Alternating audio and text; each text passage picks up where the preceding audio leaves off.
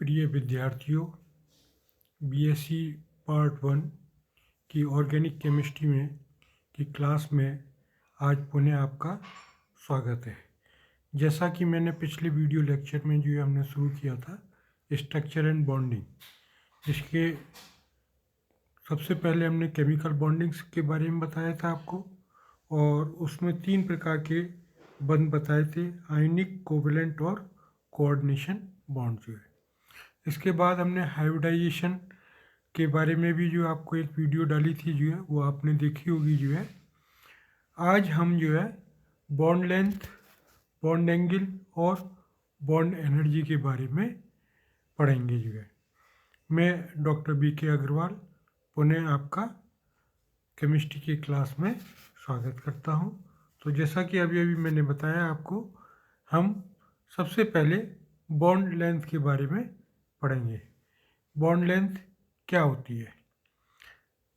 जैसे for example, जैसे दो बॉल ले ली हमने, एक फुटबॉल है और एक क्रिकेट की बॉल है।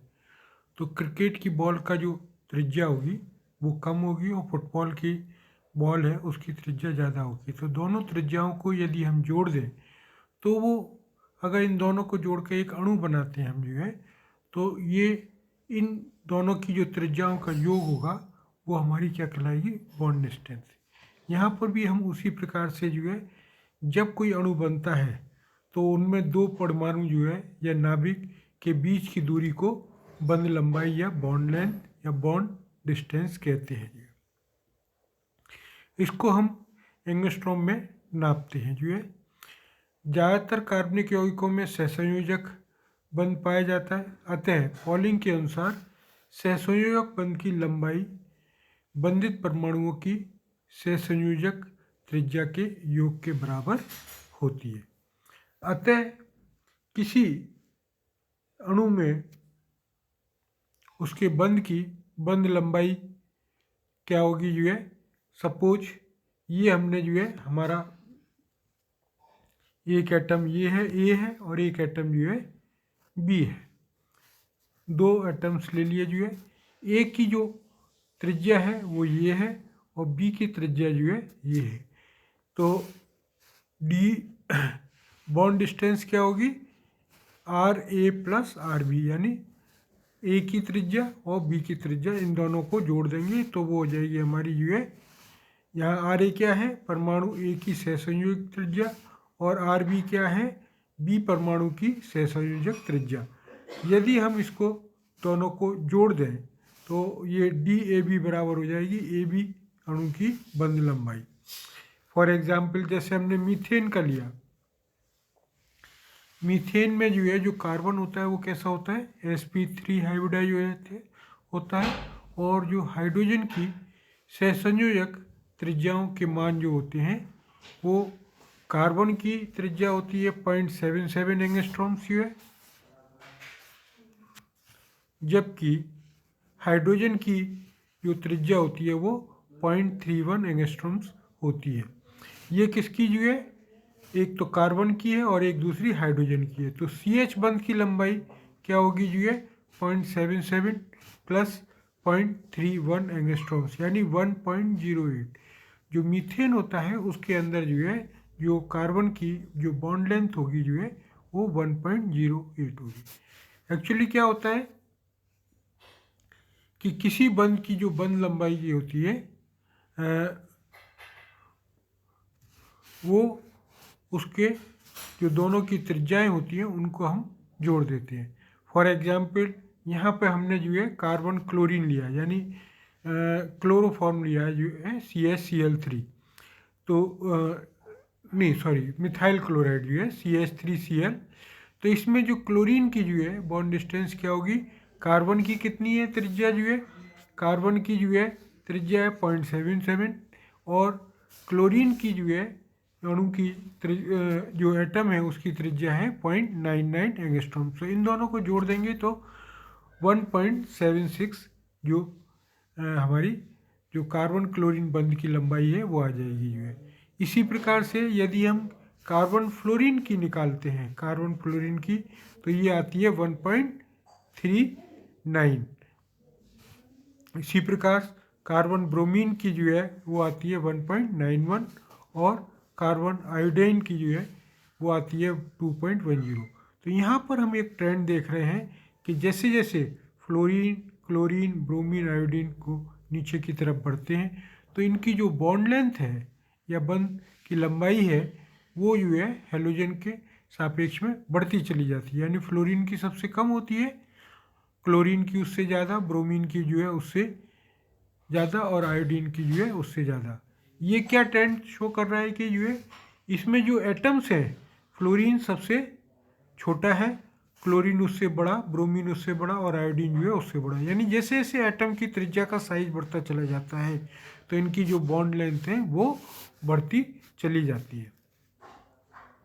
अब नेक्स्ट टॉपिक आता है जो है बॉन्ड एंगल, यानी बंध कोण क्या होगा। फॉर एग्जाम्पल मीथेन का हम लेते हैं। मीथेन में जो कार्बन है वो sp3 हाइब्रिडाइज होता है जो है, जैसा कि आप जानते हैं जो है। अब इसका जो बंध कोण होगा, यानी किन्हीं दो बंधों के बीच का जो कोण होता है, जो निकटवर्ती बंध होते हैं, यानी किसी अणु में दो निकटवर्ती बंधों के मध्य का जो कोण होता है वो बंध कोण कहलाता है। और इस बंध कोण का मान केंद्रीय परमाणु की संकरण अवस्था यानी हाइब्रिडाइजेशन के ऊपर निर्भर करता है। फॉर एग्जाम्पल जैसे sp3 हाइब्रिडाइज जो परमाणु है उसकी सिमेट्री जो है कैसी होती है, चतुष्फलकीय होती है। तो चतुष्फलकीय होती है जहाँ बंध कोण कितना होता है 109 डिग्री 28 मिनट, यानी ये जो है 109 डिग्री 28 मिनट, यानी एच, सी और एच इनके बीच का जो बंध कोण है वो 109 डिग्री 28 मिनट। इसी प्रकार से ये भी, यानी चारों जो बंध कोण है वो 109 डिग्री 28 मिनट के होते हैं।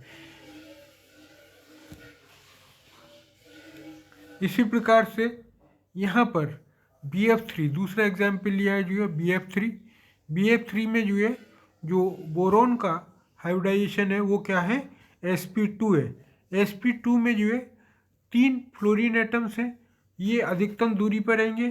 तो टोटल कितना होता है 360 को जो है 3 से डिवाइड करेंगे तो 120 कर आएगा। यानी फ्लोरीन, बोरॉन और फ्लोरीन के बीच का जो बंध कोण होगा वो कितना होगा 120। इसी प्रकार से जो है बेंजीन में ले लें। बेंजीन में जो है जो कार्बन होता है वो कैसा होता है sp2 हाइब्रिडाइज। तो इसमें भी जो है कार्बन कार्बन के बीच का जो बंध है उसके और कार्बन हाइड्रोजन इन के बंध के बीच की जो दूरी है, जो कोण है वो 120 डिग्री होगा। इसी प्रकार से जो कार्बन डाइऑक्साइड है लीनियर स्ट्रक्चर्स होता है जो है, इसमें कार्बन कैसा होता है sp संकरित होता है जो है, और इसके बीच में यानी कार्बन ऑक्सीजन के बीच में जो बंध कोण होता है वो 180 डिग्री का होता है। इसी प्रकार से जो है एसिटिलीन में भी जो है कैसी स्ट्रक्चर होती है लीनियर, और कार्बन कैसा होता है sp संकरित होता है। तो इसलिए इनमें भी जो है कार्बन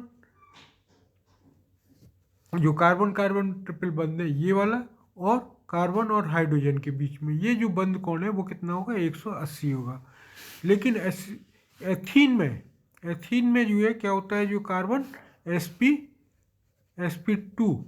sp2 संकरित होता है, जिसके कारण से क्या होता है इसमें जो बंध कोण क्या होगा 120 होगा। यानी एक प्लेन के ऊपर रहता है और एक प्लेन के नीचे और दूसरा प्लेन में रहता है, जो है कार्बन प्लेन में रहता है। तो इस प्रकार से जो बंध कोण है वो हमारा जो है 120 होता है।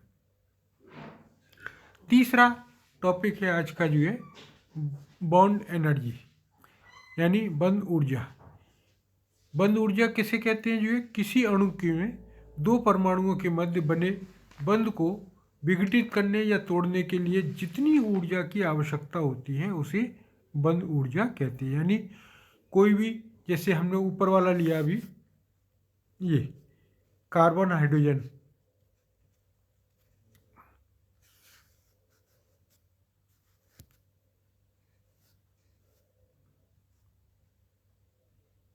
ये कार्बन हाइड्रोजन बॉन्ड है, इसको तोड़ने के लिए हमें जितनी ऊर्जा की आवश्यकता होती है वो ऊर्जा हमारी जो है बॉन्ड एनर्जी या बंद ऊर्जा कहलाती है। जो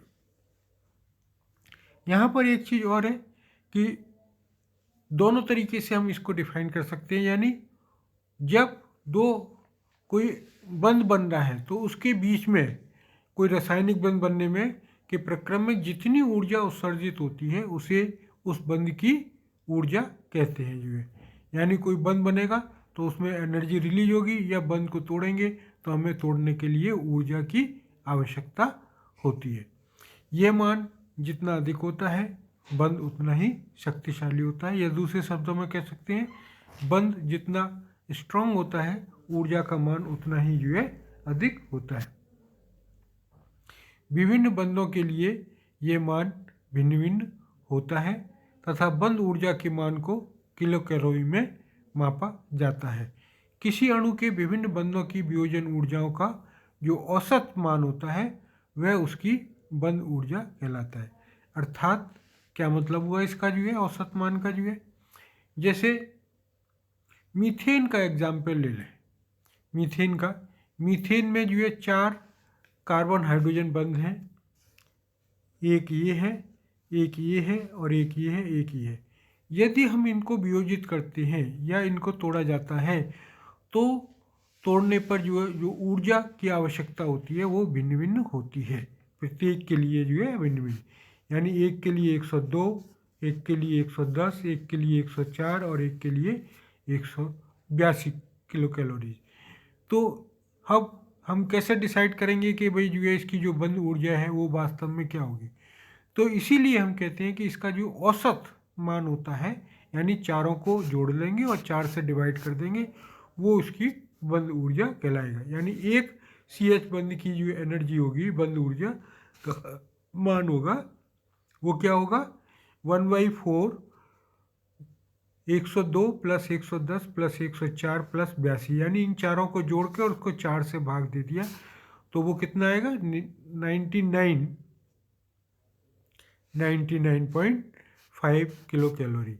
यानी जो इसकी जो मध्यमान है यानी उसको हम जो है इसकी बंध ऊर्जा का नाम देते हैं।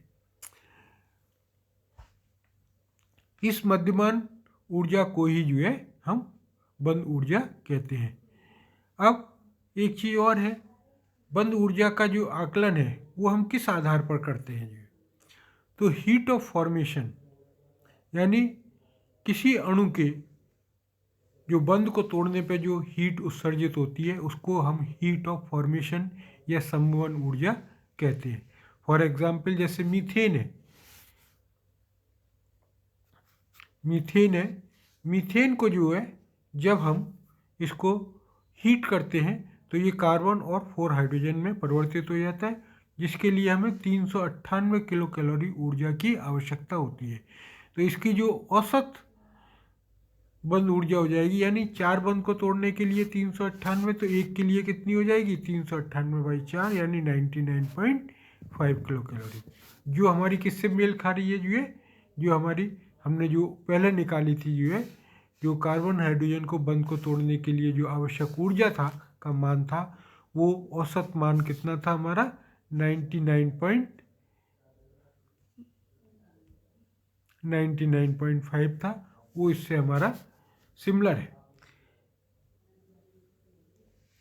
यहाँ पर एक चीज़ और है कि इसके अलावा भी जो है कुछ और एग्जाम्पल्स हम ले सकते हैं, जो है कि जल का अणु है। जल के अणु में क्या होता है OH और OH, एक साइड OH ये है जो है और एक साइड जो है OH, यानी 2 OH बंध जो है इसमें है। प्रथम OH बंध के लिए हमारे बंध को तोड़ने के लिए जो ऊष्मा की आवश्यकता होती है वो 118 किलो कैलोरी, और द्वितीय OH के बंध को तोड़ने के लिए 100 किलो। तो इसकी बंध ऊर्जा कितनी हो जाएगी? दोनों को जोड़ दें और 2 से भाग दे दें, तो इसकी औसत बंध ऊर्जा जो वियोजन की होगी वो कितनी होगी 118 प्लस 100 डिवाइडेड बाई 2 यानी 109। यहाँ पर हमने कुछ जो इम्पोर्टेंट बॉन्ड्स हैं उनकी जो रूम टेम्परेचर होता है, जिसको कि हम 25 डिग्री मानते हैं, उस पर बंद ऊर्जाओं के मान यहाँ प्रदर्शित कर रखे हैं। यानी कार्बन कार्बन की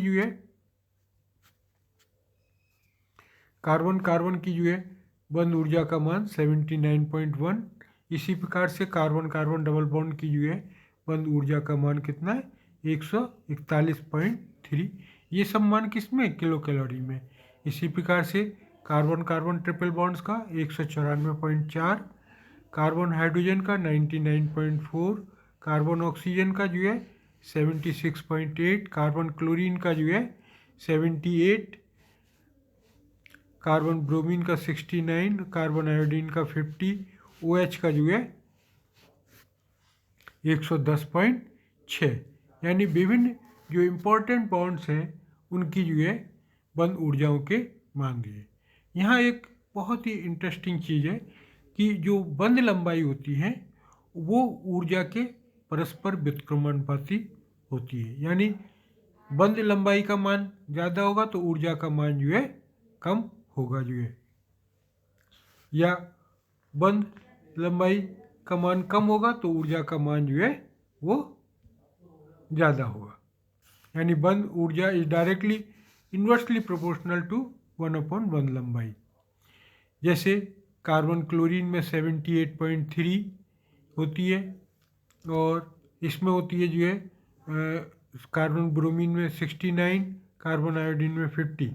तो इनकी जो बॉन्ड लेंथ है वो उसी प्रकार से बढ़ जाती है जो है। बॉन्ड लेंथ इसकी 1.76, इसकी 1.90, इसकी 2.10। यानी जैसे जैसे इसकी बॉन्ड लेंथ बढ़ी और बॉन्ड डिसोसिएशन एनर्जी जो है वो कम हो जाती है, बॉन्ड लेंथ के इन्वर्सली प्रोपोर्शनल होती है। अतः आज के लिए इतना ही काफ़ी। धन्यवाद।